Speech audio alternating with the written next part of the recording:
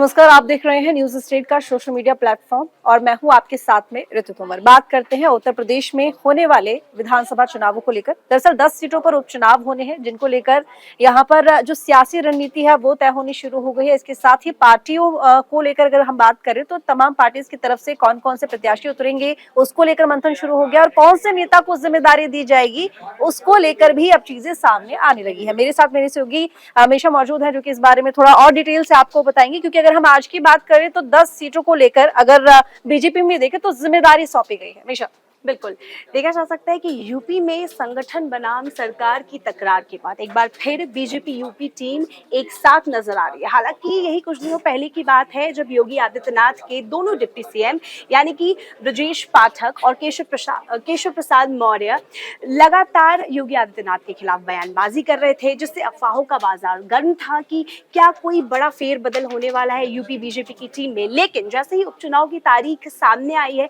वैसे ही तीनों एक साथ मंच पर नजर आ रहे हैं। सोमवार को योगी आदित्यनाथ के साथ दोनों डिप्टी सीएम की मुलाकात हुई, लेकिन राजनीति के जो जानकार है उनका ये भी कहना है कि भले ही दिल्ली जाने के बाद दोनों डिप्टी सीएम के जो तेवर है वो काफी नरम नजर आ रहे हैं, लेकिन अंदर खाने तो खींचतान अभी भी जारी है। और ये भी कहा जा रहा है कि क्या ये पूरा फुल प्रूफ ये कह सकते हैं कि जनता को दिखाने के लिए है ये कि बीजेपी की टीम में सब कुछ ठीक है, लेकिन ये तो आने वाला वक्त ही बताएगा कि ये सिर्फ उपचुनाव की वजह से है या फिर वाकई में बीजेपी यूपी की टीम के भीतर सब कुछ कुशल मंगल है। क्योंकि हमने देखा था कि कुछ दिनों पहले ही केशव प्रसाद मौर्य जेपी नड्डा से मिलने दिल्ली पहुंचे थे, उसके बाद अफवाहों का बाजार काफी गर्म हो गया था कि क्या कोई फेरबदल होने वाला है। जिस तरीके से बयानबाजी सामने आई थी केशव प्रसाद मौर्य की तरफ से, जिस तरीके से उन्होंने थोड़े दिन पहले ये बात कही थी कि संगठन सबसे ऊपर है, संगठन बताता है चुनाव कैसे लड़ना है और उसके बाद संगठन के जरिए ही पार्टी चुनाव लड़ती है। तो इस तरह की तमाम बातों के बाद में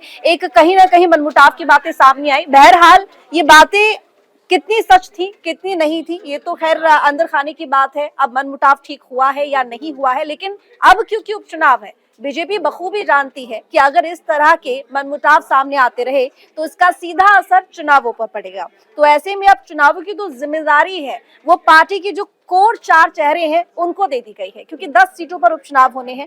ऐसे में अगर बात करें यहाँ पर फैजाबाद की, जहाँ पर अयोध्या में एक सीट है मिल्कीपुर, जिसकी जिम्मेदारी मुख्यमंत्री योगी आदित्यनाथ को सौंपी गई है। मिल्कीपुर सीट के अलावा अगर हम यहाँ पर बात करें अम्बेडकर नगर की जो कटहल सीट है उसको भी लेकर जो जिम्मेदारी है वो मुख्यमंत्री योगी आदित्यनाथ के कंधों के ऊपर है। अब देखिए ये जो सीट है मिल्कीपुर, ये यहाँ पर कहीं ना कहीं प्रतिष्ठा का सवाल है बीजेपी के लिए, क्योंकि फैजाबाद से जब अवधेश प्रसाद ने चुनाव जीता था तो समाजवादी पार्टी ने किस तरीके से आखिर उस सीट पर चुनाव जीतकर ये बताया था कि जो अयोध्या की जनता है उन्होंने पूरी तरह से बीजेपी को नकार दिया है। लेकिन अब क्योंकि उपचुनाव है तो ऐसे में बीजेपी को ये साबित करना होगा, क्योंकि बीजेपी बार बार कह रही थी कि फैजाबाद से अवधेश प्रसाद ने चुनाव जीता है, अयोध्या से नहीं।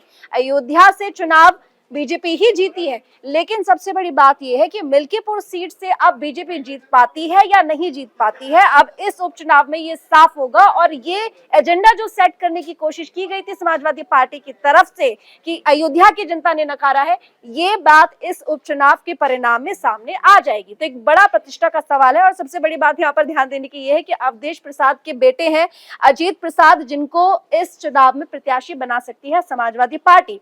समाजवादी पार्टी की तरफ से भी पूरी कोशिश है कि इन उपचुनावों को लेकर अगर देखा जाए तो तमाम तरह की रणनीति बनाई जा रही है। जिस तरीके से पीडीए का नारा समाजवादी पार्टी ने दिया था, इसके साथ ही एमवाई का जो समीकरण है वो लेकर चलती ही है।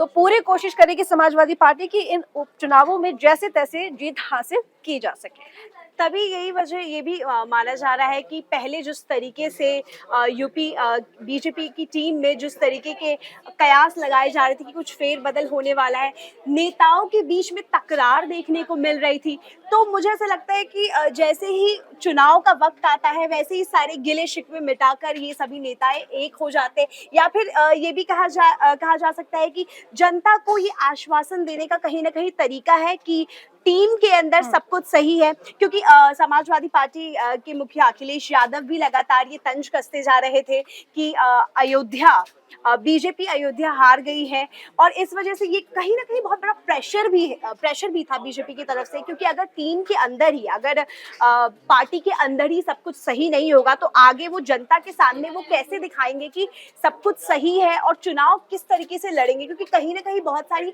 परेशानियों का सामना करना पड़ता है। तो यही राजनीति के जो जानकार है उनका ये भी मानना है कि लेकिन ये एक चुनौती बड़ी निशा वजह- यहीं तक नहीं है, चुनौती आगे और भी है, क्योंकि 10 सीटें हैं अयोध्या से। अगर हम हट जाए, बात यहाँ पर करें अगर हम करहल की, क्योंकि करहल से खुद अखिलेश यादव विधायक रहे हैं, वो सीट अब खाली हो गई है अखिलेश यादव के सांसद बनने के बाद। तो एक बड़ी चुनौती बीजेपी के सामने ये भी है। हमारे साथ में हमारे और भी सहयोगी हैं जो कि हमें इस बारे में और भी जानकारी दे सकते हैं। गौरव मेरे साथ में है। गौरव, देखिए करहल जो सीट है उस पर तेज प्रताप यादव का नाम सामने आ रहा है कि प्रत्याशी हो सकते हैं, जो कि अखिलेश यादव के भतीजे हैं। कितना चुनौतीपूर्ण बीजेपी के लिए हो सकता है? जी, निश्चित तौर पे मुझे ऐसा लगता है कि करहल से तेज प्रताप यादव को अखिलेश यादव लड़ाने के मूड में है। आपको याद होगा कि लोकसभा के चुनाव के समय बदायूं से जब तेज प्रताप यादव को चुनाव के लिए मैदान में भेजा गया था, तो उस समय स्थानीय स्तर पर सपा को काफी विरोध का सामना करना पड़ा। फिर उन्होंने शिवपाल यादव को टिकट दिया, फिर उसके बाद क्रांति घटनाक्रम बदलते गए, फिर आदित्य यादव आए, चुनाव लड़े, जीते। तो वो चीज़ है। इस बार का उपचुनाव अपने आप में बहुत खास होने वाला है, क्योंकि इस बार के उपचुनाव में ऐसे बहुत से नए लोग राजनीति में डेब्यू करेंगे। जैसे अगर मैं बात करूं मिल्कीपुर विधानसभा की, तो वहां से अवधेश प्रसाद के जो लड़के हैं, अजीत प्रसाद, वो चुनाव में आ रहे हैं। कटेहरी से कटेहरी से लालजी वर्मा की बेटी छाया प्रसाद छाया आ रही है। और ऐसे करके फिर आप संभल से भी इस बार देखिए तो जो पूर्व विधायक रहे हैं मोहम्मद रिजवान, उन पे पार्टी वो कर सकती है। फूलपुर से, हालांकि फूलपुर विधानसभा की जो लोग ज्यादा बातें नहीं कर रहे हैं, लेकिन इरफान सिद्दीकी करके हैं, उनकी दावेदारी मजबूत है। तो इस बार ऐसा थे इरफान सोलंकी के परिवार से ही किसी को टिकट मिल सकता है। बताया जा रहा है शायद उनकी बीवी को टिकट दिया जा सकता है। उनकी बीवी को टिकट मिल जाए। तो ऐसे करके, और इस बार जो इंडिया गठबंधन है, तो गठबंधन के साथ सपा चुनाव लड़ेगी। तो हो सकता है गाजियाबाद की जो अतुल गर्ग वाली सीट खाली हुई है, उसमें डॉली शर्मा चुनाव मैदान में दिखे आप। बिल्कुल, और सीसा मऊ को भी हम यहाँ पर इग्नोर नहीं कर सकते हैं, क्योंकि 30 साल से कोई चुनाव सपा ने वहाँ पर नहीं हारा है। एक बड़ी चुनौती वहाँ की भी है बीजेपी के साथ। देखिए, वहाँ का जो जातीय समीकरण है वो सपा के पक्ष में है। वहाँ 80,000 से ज्यादा मुसलमान है, यादव सीट है। बाकी अखिलेश का जो पीडीए अभी काम किया है लोकसभा के चुनाव में, विगत के लोकसभा चुनाव में, अब अखिलेश थोड़ा उससे आगे बढ़ गए हैं। ब्राह्मणों को भी जोड़ लिए हैं, तो एबीपीडी ऐसे कुछ करके उन्होंने फॉर्मूला एक नया सेट किया। तो ऐसे चल के एक अच्छी स्थिति में सपा नजर आ रही है। हालांकि कल की जो कोर मीटिंग हुई है भाजपा की, उसमें ऐसा अनुमान लगाई है, जो इंटरनल सर्वे पार्टी ने कराया है अपने स्तर से, उसमें पार्टी ने एक अपने हिसाब से अनुमान लगाया। जो पार्टी के वरिष्ठ नेता है, जो कोर 30 की टीम बनी है, उसने एक रिपोर्ट सौंपी है कि भाजपा 7 सीटों पे मजबूती से चुनाव जीत रही है। हालांकि ये तो जब चुनाव में भाजपा जाएगी, ऐसा तो उन्होंने सर्वे भी किया था लोकसभा में भी, लेकिन नतीजा ठीक उसके उलट आया था। तो ऐसा अभी हम कुछ बहुत भविष्यवाणी टाइप का नहीं करना चाहते हैं। जो चुनाव होगा वो जनता के पक्ष में। बिल्कुल, देखिए सबसे बड़ी बात यह है गौरव, चुनाव आसान नहीं है, चुनाव बहुत मुश्किल है। बीजेपी जितना इजीली लेगी या जितना लाइटली लेगी, उतना ही नुकसान होगा। जिस तरीके से लोकसभा चुनावों में हुआ, ये एजेंडा सेट करने की कोशिश की गई कि 400 पार सीटें मिलेंगी, लेकिन हमने देखा है कि लोकसभा चुनावों में क्या हुआ है। आप देखिए, क्योंकि 10 सीटों पर उपचुनाव है, रणनीति दोनों ही पार्टी की तरफ से बनाई जा रही है। बीजेपी जितनी मजबूत है, उससे ज्यादा सपा ही मजबूत नजर आ रही है, क्योंकि समाजवादी पार्टी के पास में जो कैंडिडेट हैं वो कम नहीं है, सभी एक से एक धुरंधर हैं। लेकिन सबसे बड़ी बात यह है कि बीजेपी आखिर कैसे इन प्रत्याशियों को टैकल करेगी, क्योंकि जिस तरीके से अंदर खाने दिक्कतें सामने आई थी, हालांकि अब दिखाया यही जा रहा है कि वो दिक्कतें खत्म हो गई हैं। पार्टी के 4 कोर मेंबर, बड़े चेहरे, जिनको जिम्मेदारियां दे दी गई हैं 2-2 सीट करके। मेरे साथ में अरुण भी हैं। अरुण, देखिए सबसे बड़ी बात ये यहाँ पर कि वो जो डैमेज था, एक कि मनमुटाव है, उसको कंट्रोल करने की कोशिश इस तरह से की गई है कि 2-2 सीटों पर इन बड़े चेहरों को जिम्मेदारी दे दी गई। लेकिन क्या चुनौती आसान होगी? देखिए, चुनौती जो है एक बड़ी खड़ी तो हो गई थी जब ये मनमुटाव जो है प्रत्यक्ष तौर पर सामने आ चुका था, और हुआ कुछ इस तरह की आला कमान के लिए भी ये जरूरी हो गया था बताना कि जो बीजेपी है वो यूपी में एकजुट है, क्योंकि लोकसभा चुनाव में जिस तरह से हमने देखा, जिस तरह से बीजेपी को उम्मीद थी कि लोग वो सीटें जीतेंगी, उसके बिल्कुल विपरीत जो है नतीजे आए हैं। और सपा जो है उसी लहर को बरकरार रखना चाहती है। सपा के लिए भी जो है ये उपचुनाव जो है बहुत अहम रहने वाले हैं, क्योंकि आगे हमारे सामने विधानसभा चुनाव है। तो बीजेपी के लिए ये एक यूनाइटेड फ्रंट पेश करना जो है बहुत जरूरी था, और मुझे लगता है कहीं ना कहीं बीजेपी सफल भी हो पाई है। जिस तरह से मुख्यमंत्री को और जो डिप्टी सीएम है उनको, और जो बीजेपी के प्रदेश अध्यक्ष है, उन्हें सीटों की जिम्मेदारी दी गई है, साथ में मंत्रियों को लगाया गया है, ताकि एक यूनाइटेड फ्रंट जो है पेश किया जा सके।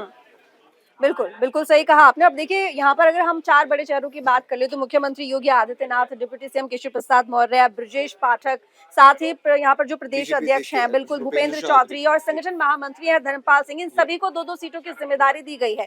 यहाँ पर जो सबसे ज्यादा नजर रहने वाली है वो सीटें कौन सी होंगी, मैं आपको वो बता देती हूँ कि अगर हम मिल्कीपुर सीट की बात करें तो उस पर नजर रहेगी और इसके साथ ही जो करहल सीट है उस पर नजर रहेगी, करहल सीट पर नजर रहेगी और सीतामऊ सीट जो कि 30 साल से सपा समाजवादी जो पार्टी है वो उस चुनाव को नहीं हारी है, उस पर भी नजर रहने वाली है। हालांकि अगर प्रत्याशियों की बात करें तो बीजेपी की तरफ से अभी भी किसी भी प्रत्याशी का ऐलान नहीं किया गया है, क्योंकि ऐलान में अभी वक्त है, अभी चुनाव कब होंगे इसकी तारीख भी नहीं आई है। तो धीरे धीरे करके रणनीति बन रही है, रोडमैप बन रहे हैं, लेकिन जो सूत्रों के हवाले से खबर आ रही है, एक बात तो साफ है कि दोनों ही पार्टीज पूरी तरह तैयार हैं। हालांकि होगा क्या ये तो वक्त ही बताएगा।